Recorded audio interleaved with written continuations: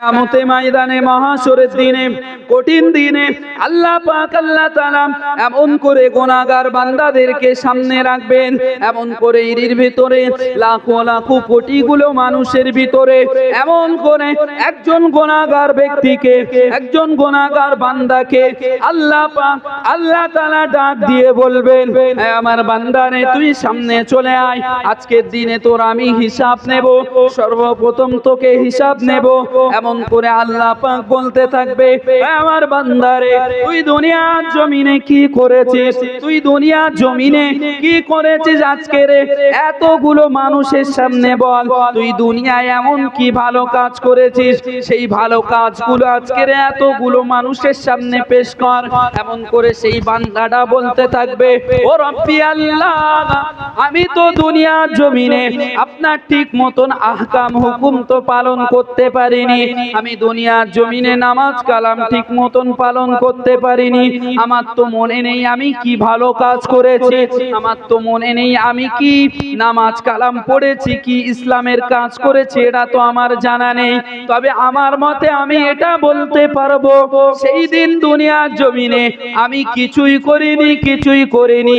আর আমার আল্লাহ পাক আল্লাহ তাআলা ওই বান্দাটার কথা শুনে বলবেন, আয় আমার বান্দারে, আজকের দিনেতে আমি আল্লাহ চাইলে তোকে জাহান্নামে দিতে পারতাম, আমি আল্লাহ পাক চাইলে তোকে আমার দোজখের ভিতরে দিতে পারতাম, কারণ দোজখ হাও হাও করে কাঁদছে, দোজখের খাদ্য হলো এই পাপীচার মানুষ, তোর মতন পাপীচার বান্দারা।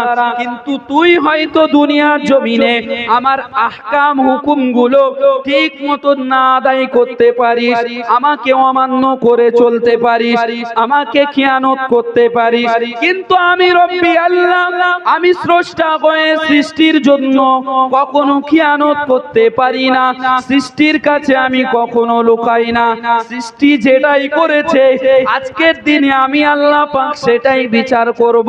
তোর হয়তো মনে নেই, তোর হয়তো মনে নেই, তুই আজকের পাপাচার তুই ঘোষিত হয়ে গেছিস, কিন্তু দুনিয়ার জমিনে থাকাকালীন, তুই দুনিয়ার জমিনে থাকাকালীন এমন করে একটি জঙ্গল দিয়ে হেঁটে হেঁটে হেঁটে হেঁটে তোর পথের দিকে তুই আগাচ্ছিলিস, এমন করে নেশাখোর অবস্থায় ছিলিস, এমন করে আমার বান্দা, আমার একজন প্রিয় বান্দা, সে নামাজ পড়ে, সে আল্লাহ আল্লাহ আমাকে ডাকে, সেই বান্দাটা যখন তোর পাশ দিয়ে হেঁটে যায় তুই তখন তাকে গাল দিতে শুরু করেছিলিস, তুই তাকে গালি মন্দ করতে শুরু করেছিলিস, কিন্তু আমার বান্দাটা তোর প্রতি রাগান্বিত না হয়ে তোকে আমার কাছে আমার কথা তোর কাছে শুনিয়েছে যে আল্লাহ পাক আল্লাহ তাআলা লা তাকনাতু মির রাহমাতিল্লাহ, আল্লাহ পাক আমাদের জন্য রহমতের দুয়ার খুলে রেখেছে,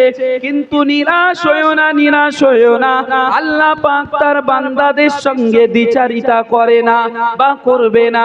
এমন করে এই কথাটা শুনে সেই মদখোর ব্যক্তি, সেই গুনাহগার ব্যক্তি, যেই ব্যক্তিটা আল্লাহ পাকের সামনে দাঁড়িয়েছিল, যে বলেছিল আমি তো দুনিয়ায় কোনো ভালো কাজ করিনি, সেই ব্যক্তিটা মদখোরটা দুনিয়ায় থাকাকালীন এই আল্লাহর ওলি বান্দার সঙ্গে সেই এই রহমতের কথা, দিন দুনিয়ার কথা, ইসলামের কথা, আল্লাহর কথা শুনতে শুনতে মনের অজান্তে একবার সুবহানাল্লাহ বলেছিল, আর এই সুবহানাল্লাহ বলার কারণে সেই গুনাহগার বান্দাটাকে হাজার হাজার মানুষের সামনে আল্লাহ পাক আল্লাহ তাআলা তাকে জান্নাত ঘোষিত করে দিয়েছেন। জোরে হবে না? তাহলে একবার সুবহানাল্লাহ বলার কতটা পাওয়ার আপনারা জানেন? এই তো এই সামান্য একটা বিষয় বললাম, যে বান্দাটা দুনিয়ার জমিনে প্রচুর পরিমাণ পাপ করে গেছে, ব্যভিচার করে গেছে, মদ খেয়েছে, মানুষকে গালিমন্দ দিয়েছে, কিন্তু যখন হিসাবের কাঠগড়ায় আমার আল্লাহ পাক জাল্লে জালালুহু, আমার আল্লাহ পাক শানে শানুহু, আমার আল্লাহ পাক রহমাতাল লিল আলামিন, যেমন তেনার নবীকে রহমত দিয়ে পাঠিয়েছেন, তেমনিও আমার আল্লাহ পাক দয়ালু, মালিক ইয়াউমিদ্দিন, আমার আল্লাহ পাক রাজত্ব করবেন আল কাহ্হার হয়ে। কিন্তু আল্লাহ পাক যার প্রতি রহমত দেবেন, হয়তো একবার সুবহানাল্লাহ বলার জন্য জান্নাত দিয়ে দেবেন। জোরে হবে না সুবহানাল্লাহ? যেমন এই ব্যক্তিটাকে জান্নাত ঘোষিত করেছিল। হয়তো দুনিয়ার জমিনে আমরা এমনও মানুষ আছি, আমরা নামাজ কালাম হজ জাকাত করছি, হজ করেছি, জাকাত করছি, নামাজ পড়ছি, নামাজ পড়ে পড়ে এখানে কালো দাগ পড়ে গেছে। আমি এই মুহররমের আলোচনায় যাব, কিন্তু বিক্ষিপ্ত পরিবেশ, একটু সবাইকে আগিয়ে আসতে হবে, নাইলে প্রথমেই শুরু করলে তো হবে না। মুহররম মানে শুধু কারবালার ঘটনা নয় বাবাজি, এই মুহররমের অনেক হিস্টোরি আছে। এই মুহররমের কথা আল্লাহ পাক আল্লাহ তাআলা কোরআনে জানিয়েছে। এই দিনেতে আল্লাহ পাক রব্বুল আলামিন এই মাসটায় দুনিয়াটাকে, সমস্ত মখলুকাতটাকে 6 দিনের ভিতরে, দুনিয়া বিশেষ করে উল্লেখযোগ্য দুনিয়াটা 6 দিনে তৈরি করেছিল। বিভিন্ন আলোচনা আছে, আমি সেই দিকে এগিয়ে যাব, কিন্তু আমাকে আপনাকে বুঝতে হবে এই মাহফিলটা আসলে আমাদেরকে বেজার হয়ে যাবে না, বেকার হয়ে যাবে না। এই মাহফিলটা আসলে অবশ্যই আমরা লাভবান হয়ে যাব। তো সেই দিন যেই গুনাহগার বান্দাটা সুবহানাল্লাহ বলার কারণে যদি জান্নাতে যায়, তাহলে আজকের দিনে আমরা তো নবিয়ানা দরুদের মাহফিলে আমরা তো দরুদ পড়ছি, আর আমার আল্লাহ পাক বলেন দরুদ পড়লে আমি বড্ড খুশি হয়ে যাই। ইন্নাল্লাহা ওয়া মালাইকাতাহু ইউসাল্লুনা আলান নবী। আমার আল্লাহ পাক কোরআনের ভিতরে জানিয়ে দিলেন, আমার বান্দারে তোমরা শুনে রেখে দাও, জেনে রেখে দাও, আমি আল্লাহ পাক আল্লাহ তাআলা ইন্নাল্লাহা, নিশ্চয়ই, মালাইকাতাহু ইউসাল্লুনা আলান নবী, আমি আমার ফারিস্তাদের দ্বারাই ইউসাল্লুনা আলান নবী, আমার হাবিবের প্রতি, আমার বন্ধুর প্রতি, আমার নবীর প্রতি দরুদ পাঠাই। এমন কোন সেকেন্ড বাকি রাখি না, এমন কোন সময় বাকি রাখি না যে আমার নবীকে খুশি আমি করি না। আমি দরুদ পাঠিয়ে আমি স্রষ্টা হয়ে, আমার সৃষ্টি আমার বন্ধুর জন্য শুধু দরুদ পড়তে তাকে আমি খুশি করতে থাকি। তাহলে আজকের দিনেতে আমরা সেই নবীর উম্মত হয়েছি, সেই নবীর আজকের মায়ার উম্মত হয়ে আজকের দিনে তা আমাদের অনেকেই দরুদ আনা মাহফিলে বসতে কষ্ট হয়, দরুদ পড়তে কষ্ট হয়, আল্লাহ পাকের লফজে জিকির বলতে কষ্ট হয়। ও বাবাজিরা, এমন করে ময়দানে মাশরের দিনে, কঠিন দিনেতে, এমন করে প্রথম মঞ্জিলে কবরেতেও ধরা পড়বে। যদি আপনার একটা নিঃশ্বাস যদি বেকার অবস্থায় কাটিয়ে দেন, নিঃশ্বাসে আমার নবী বলে দিয়েছেন, ও আমার উম্মতেরা, তোমরা এই কথাটা মাথায় রাখবে, সর্বসময় নিঃশ্বাসে জাগ্রত অবস্থায় চেষ্টা করবে আমার আল্লাহ পাক আল্লাহ তাআলার নামটুকু এক বাক্যে আল্লাহ আল্লাহ আল্লাহ আল্লাহ করবে। আর আমার আল্লাহ পাক এই নিঃশ্বাসটুকু সাক্ষী রেখে দেবে, আর যেই নিঃশ্বাসটুকু তুমি খারাপ কাজে ফেলে দেবে, তার জন্য তোমার জবাবদিহি করতে হবে। একটা নিঃশ্বাসে যদি তুমি পাপাচার কাজ করে ফেলো, কিন্তু আমার আল্লাহ পাক আল্লাহ তাআলা 40 বছরে ব্যভিচারিত্ব গুনাহ এমন করে, এছাড়াও নিকৃষ্ট গুনায় সাজ্জিত করে, গুনায় ঘোষিত করে আল্লাহ পাক আল্লাহ তাআলা হয়তো জাহান্নাম দিয়ে দিতে পারে। এটা আমি বলছি না, বিশ্বনবী সাল্লাল্লাহু আলাইহি ওয়াসাল্লাম তিনি বলছেন। তাহলে আমাদেরকে, আমরা চেষ্টা করব ভালো কাজে থাকা এবং ভালো কাজে থাকতে হবে, ভালোর সঙ্গে জড়িত থাকতে হবে। এই জন্য আল্লাহ পাক আল্লাহ তাআলা সৃষ্টি করেছেন, ঠিক আছে? আমাদেরকে এইগুলো মাথায় রাখতে হবে। এবং আপনারা হয়তো অনেকেই জানেন না যে এই আমাদের পশ্চিম বাংলায় আমরা দেখেছি এত জলসা মাহফিল, এছাড়া বাংলাদেশ ছাড়া, মালয়েশিয়াতে ছাড়া আর কিছু কিছু জায়গায় আমাদের ভারতবর্ষের কিছু কিছু কোণে খালি জলসা হয়, এই মাহফিল, এই দৌলুজ হয়।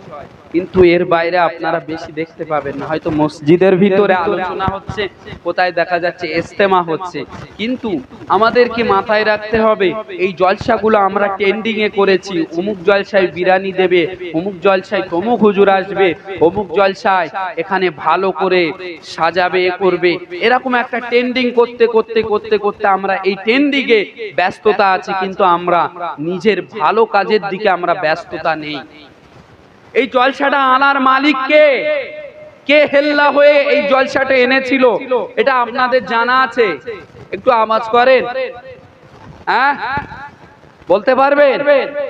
এই মুহররম আমরা উদযাপিত করছি, এই মিলাদুন নবীর জলসা আমরা উদযাপিত করছি, অনুষ্ঠিত করছি।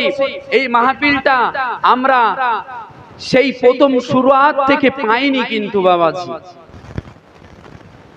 এটা আগে এনেছে কে এটা দেখতে হবে। এর প্রথম হিস্ট্রিটা আপনাদেরকে জানতে হবে, বুঝতে হবে। একটু মহাব্বতের সঙ্গে দরুদ শরীফ পড়তে থাকেন। আল্লাহুম্মা সাল্লি আলা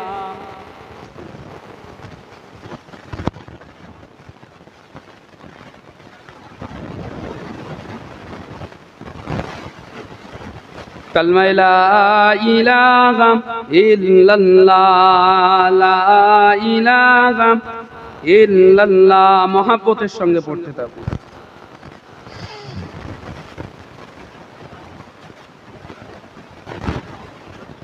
লা ইলাহা ইল্লাল্লাহ মুহাম্মাদুর রাসূলুল্লাহ। हर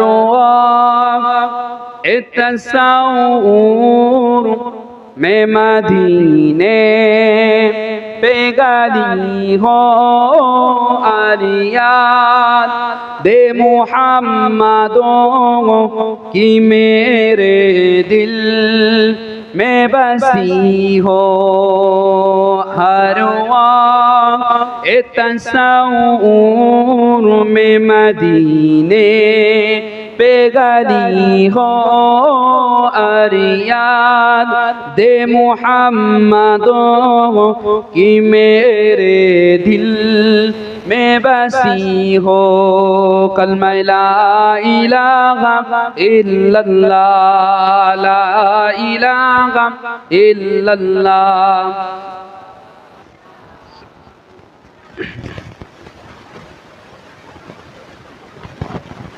ऐ काश में बन जाऊं मदीने का मुसाफिर, ऐ काश में बन जाऊं मैं मदीने का मुसाफिर, रोते हुए तैबा को बारात चली हो, फिर रोते हुए तैबा को बारात चली हो। अरियाद दे मुहम्मदों की मेरे दिल में बसी हो। कलमा ला इलाहा इल्लल्लाह, ला इलाहा इल्लल्लाह, ला इलाहा इल्लल्लाह मुहम्मदुर রাসূলুল্লাহ। নজন তরুণেরা, যুবকেরা ও বাবাজিরা, ভালো করে কান পেতে শুনে রাখবেন। আজকের দিনেতে এই মাহফিল কারা এনেছিল, কাদের দ্বারা এসেছিল, এটা আমাদেরকে জানতে হবে, নাইলে আমাদের ভিতরে বিভ্রান্ত হয়ে যাবে। আমরা যদি হোসাইন হোসাইন করতে থাকি, ইমাম হোসাইন হুজুরের করতে থাকি, তাহলে একদল মানুষ তারা বলতে থাকবে যে এরা শিয়া, বিয়েরা শিয়া। আমরা যদি নবী নবী নবী নবী করতে থাকি, এমন করে একদল মানুষ আছে তারা বলবে বেরেলি, এরা বেরেলি বেরেলি। আমরা যদি আলে হক, আমরা যদি আল্লাহ আল্লাহ আল্লাহ আল্লাহ করতে থাকি, তাহলে সমাজের এমনও মানুষ আছে তারা বলবে না তাবলীগি তাবলীগি কাজ করছে। এরা দেওবন্দি এরকম করে আমাদের ভিতরে বিভ্রান্ত করে দেওয়া হয়েছে। ও নওজোয়ান তরুণেরা, যুবকেরা, আমরা কম বেশি আমাদের যাদের আত্মীয় স্বজন গুরুজন, আমরা দাদা হুজুর পীর কেবলা রহমাতুল্লাহ আলাইহি, কুতুবুল আলাম আমিরুশ শরিয়াত মুজাদ্দিদুজ জামান হযরত আবু বকর সিদ্দিক হুজুরের আমাদের আত্মীয় স্বজন, আমাদের গুরুজনরা দেখা যায় তাদের হাতে হাত দিয়ে বাত হয়ে মুরিদ হয়েছেন। এমন করে তিনি যখন আরবের জমিন থেকে এমন করে দুনিয়াতে শিক্ষা, ইসলামের শিক্ষা নিয়ে বাংলার জমিনে চলে এলেন। এমন করে আমরা যেমন হাফেজকারী গোনাতে পাওয়া যায়, হাফেজকারী মাওলানা, মুফতি, মুহাদ্দিস, আলেম, হাক্কানি, কামেল, এমন করে হয়তো 8টা 10টা 12টা বার করতে পারবো। উপাধি হয়তো 12টা 13টা 14টা বার করতে পারবো, তার বেশি আমরা পারবো না। এমন করে আমার আপনার প্রাণী পীর দস্তগীর পীর আবু বকর সিদ্দিকী, তিনি ফুরফুরা জমিন থেকে আরবের জমিনে দ্বীন ইসলামের শিক্ষা উপাধি নিয়েছিল, প্রায় 40টার উপরে উপাধি নিয়েছেন। এমন করে বাংলা খ্যাত, ভারত খ্যাত, বাংলাদেশ খ্যাত। এমন করে পীরানে পীর মুজাদ্দিদুজ জামান যখন বাংলা জমিনে এলেন, শিক্ষাগতটা করে শিক্ষায় শিক্ষিত হয়ে যখন বাংলা জমিনে এসে দেখলেন বিভিন্ন মাজারে, আমাদের পাশে হাড়োয়ার জমিন, আমাদের পাশে হাড়োয়ার মাজার, এমন করে এই মাজারে দেখলেন কত মানুষ, কত আল্লাহর বান্দারা তারা সিজদা ঠুকছে, সিজদা করছে, শিরক করছে, বিদআত করছে। এমন করে এই বিদআতের বিরুদ্ধে, শিরকের বিরুদ্ধে মুজাদ্দিদুজ জামান তিনি ভাবলেন আজকের দিনেতে যদি এদেরকে বোঝাই, নবীর কথা যদি না শোনাই, এরা আল্লাহ ছাড়া দ্বিতীয় লা ইলাহা ইল্লাল্লাহ, আল্লাহ ছাড়া কোনো মাবুদ নাই, আল্লাহ ছাড়া কোনো মাবুদ নাই, আল্লাহ ছাড়া কোনো স্রষ্টা নাই। কিন্তু এরা তো মাজার পূজারি হয়ে যায়, মূর্তি পূজারীর মতন মাজারকে পূজারি করতে থাকে।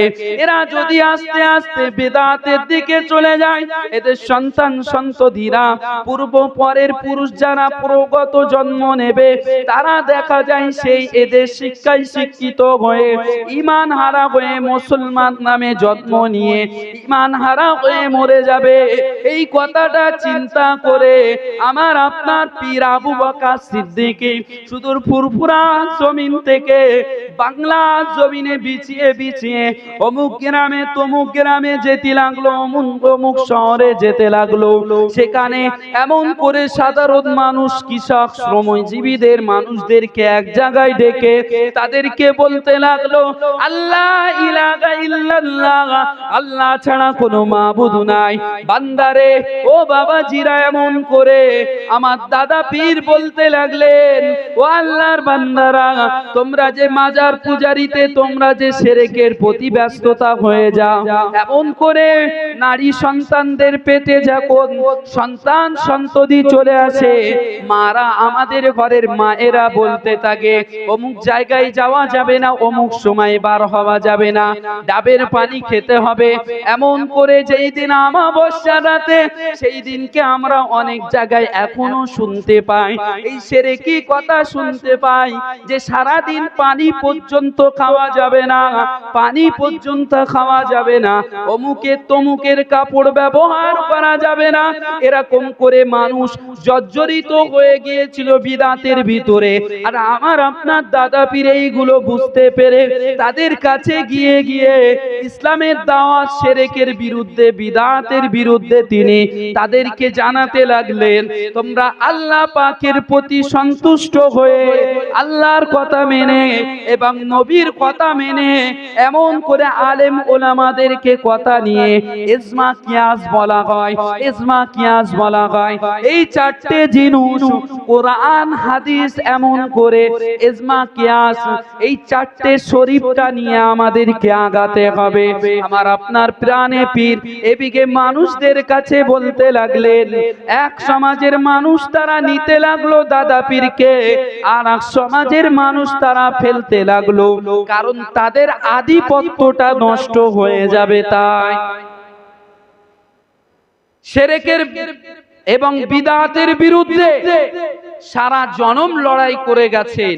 আপনাদের কাছে দাদা পীর কেমন লাগবে জানি না, কিন্তু আমি তেনার শিক্ষায় শিক্ষিত এবং আমি এই জন্য এই ঘটনাটা বলছি। এই মাহফিলটা কেন আজকের আমরা পেয়েছি এটা আমাদেরকে দেখতে হবে। যখন মানুষের কাছে বোঝাতে লাগলেন, সারা বাংলার জমিন ঘুরে, ভারতবর্ষের বিভিন্ন কোনায় কোনায় ঘুরে যখন মানুষের কাছে বলতে লাগলেন যে তোমরা বিদআত ছাড়ো, শিরক ছাড়ো, নাইলে আল্লাহ পাকের কাছে গিয়ে জান্নাত দাবি করতে পারবে না, সবচেয়ে তো গুনাহগার বান্দা হয়ে তোমরা মরবে, এই কথাটা যখন বলতে লাগলো, এমন করে দেখা যায় আমার আপনার পূর্বপুরুষরা তারা দাদা পীরের কথায় তারা নরম হয়ে সেই কথাটা তাদের মাথায় লেগে গেল, আর তারা এই কথাটা শুনতে শুনতে দাদা পীরের ভক্ত হয়ে গেল। জোরে হবে না সুবহানাল্লাহ? এমন করে তিনি দেখতে লাগলেন যখন মানুষের সঙ্গম বেড়ে গেল, এমন করে একটা মানুষ কতদিকে ছুটবে, কতজনের কাছে যাবে। তাই দাদা পীর চেষ্টা করলেন, অমুক শহরে যাব, তোমরা একটা চেষ্টা করবে, সারা দিনে তো কেউ দিন মজুরি করে, কেউ খাটাখাটনি করে, দিনের বেলা কাজ করে, তো দিনের বেলা আলোচনা করা যাবে না, তা তোমরা সন্ধ্যার নামাজ পড়ে, মাগরিবের নামাজ পড়ে একটা জায়গা করো, সেখানে একটা ঘর বা একটা দৌলুজে তোমরা বসো, আমি গিয়ে সেখানে তোমাদের সঙ্গে ইসলাম সম্পর্কে আলোচনা করব। তো দেখা যায় এই হারোয়ার জমিনে এক জায়গায় আলোচনা করলেন, বেড়ার চাপার জমিনে এক জায়গায় আলোচনা করলেন, এরকম করে করে এই জলসার উৎপত্তিটা হয়। অন্য অন্য জায়গায় দেখা যায় কোরআনের মাহফিল হয়, রিসালাতের মাহফিল হয়, কিন্তু নবিয়ানা মাহফিল দেখা যায় না। কিন্তু আমার আপনার পিরানে পীর এমন করে রুহুল আমিন পীর সাহেব, তিনিও এটা দাদা হুজুরের শিক্ষায় শিক্ষিত হয়ে তিনিও দাদা পীরের কথায় মেনে নিয়েছিলেন। তিনি আল্লামাই রুহুল আমিন, তিনি এত পরিমাণ শিক্ষা করেছিল, তার নাম হয়ে গেল উপাধি আল্লামা উপাধি। আল্লামা উপাধি তেনাকে নাম দিয়ে দিল, শুধু দাদা পীর দেয়নি, এই নামটা দিয়েছে আরব খ্যাত বড় বড় আলেমরা, আরবিয়ান আলেমরা। এই দাদা পীরের মুরিদ বসিরাট আল্লামা রুহুল আমিন হুজুরের কথায়, তেনার আরবি আলোচনায়, তেনার ইসলামীর কের আলোচনায় আল্লামা হিসাবে মদিনা শরীফ থেকে বড় বড় ইমামরা, কাবা শরীফের বড় বড় ইমামরা সেই সময় বিশ্বব্যাপী এক জায়গায় ইসলামের কথার একটা দৌলুস তৈরি হতো, একটা স্টেজ তৈরি হতো, আর সেই স্টেজে দাওয়াত পেল আমার আপনার পিরানে পীর দাদা হুজুর পীর কেবলা। বুঝতে পাচ্ছেন তো, সেখানে এই উপাধি পেয়েছিলেন। তাহলে আমাদেরকে মাথায় রাখতে হবে এই জমিনটা আমরা কোথা থেকে পেলাম, এই মাহফিলটা আমরা কোথা থেকে পেলাম, এগুলো আমাদেরকে খেয়াল রাখতে হবে। এই বিঘা আস্তে আস্তে মিলাদের উৎপত্তি। ও নওজোয়ান তরুণেরা, যুবকেরা, আজকের দিনে কারবালার ময়দানের ঘটনা শুধু নয়, আজকের দিনে আপনাকে আমাকে জানতে হবে, আজকের দিনে আমাকে আপনাকে বুঝতে হবে ইসলামটা কিভাবে হয়েছিল, জলসাটা কিভাবে আমাদের কাছে এসেছে, শিরক বিদআতটা কিভাবে কেটে গেছে। ও নওজোয়ান তরুণেরা, যুবকেরা, শুধু তাই নয়, তাই নয়, আজকের দিনে আমরা যে এই মুহররম মাসটাকে সম্মান দিয়ে যাচ্ছি, এই মাসটাকে আমাদেরকে বছরের প্রথম মাস, বছরের প্রথম মাস, এই মাসটা আমাদেরকে সম্মানের সঙ্গে চলতে হবে।